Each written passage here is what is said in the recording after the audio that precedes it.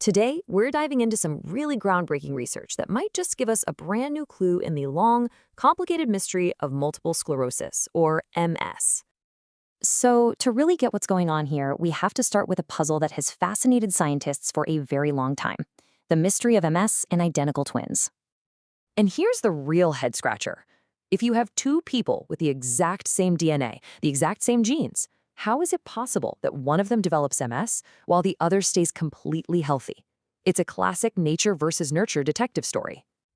I mean, think about it. It's a total paradox. You've got identical genes on one side, but on the other, you have these wildly different health outcomes. This is what told researchers, for sure, that while genetics might load the gun, something else, something in the environment, has to be pulling the trigger. So, if it's not just the genes, where do you even start looking? Well, the investigation took a turn to a place you might not expect: the microscopic world living inside our own guts. For years and years, that trigger was a total mystery. But now, this new research has finally put a face to the enemy, identifying two specific types of bacteria as prime suspects in this whole case. Okay, so let's meet suspect number one, a bacterium called Eisenbergiella tayi. It's a pretty common bug that lives in our gut, but as we're about to see, it plays a really central role in this story. And then we have suspect number two. This is a group of bacteria called Lachnoclostridium.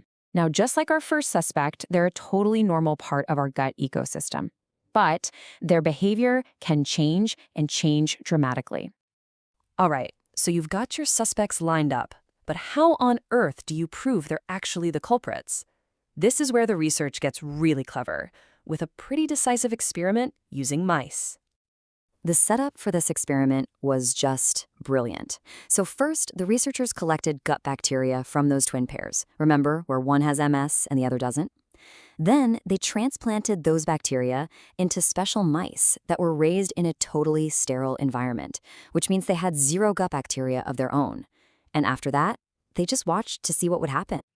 And the results were honestly staggering. It all pretty much hinges on this one single number: over 60%. So what does that number mean? It means that over 60% of the mice who got bacteria from the twin with MS developed MS-like symptoms.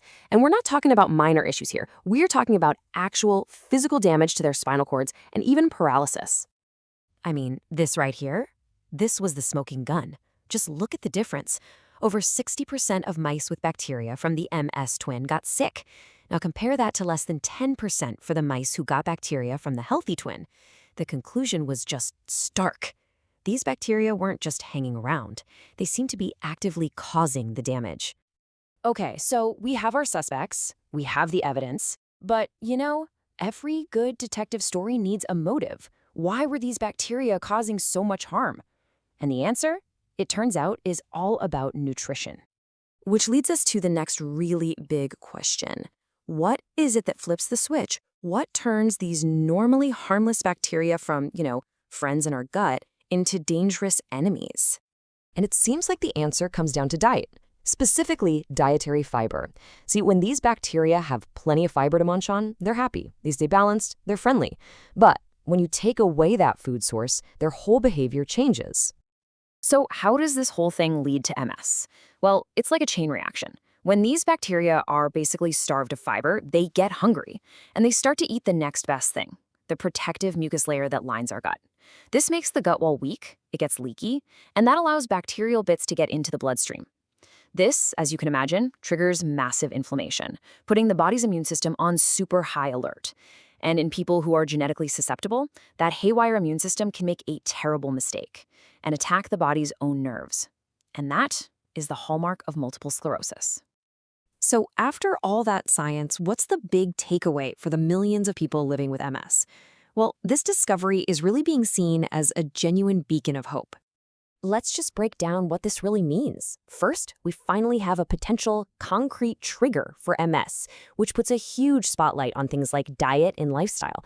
And maybe the most exciting part, this could open the door for brand new types of treatments, things like highly targeted probiotics, good bacteria, designed specifically to bring that balance back to the gut. The source material really sums it all up with this incredibly powerful thought. The big takeaway is that we have more control than we thought. And that, right there, shifts the whole narrative from just accepting the disease to actively being able to do something about it. Now, let's be super clear. This research isn't the final answer on MS. It's not a cure.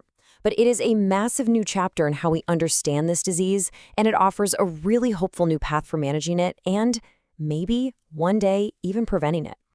And finally, just a really important reminder.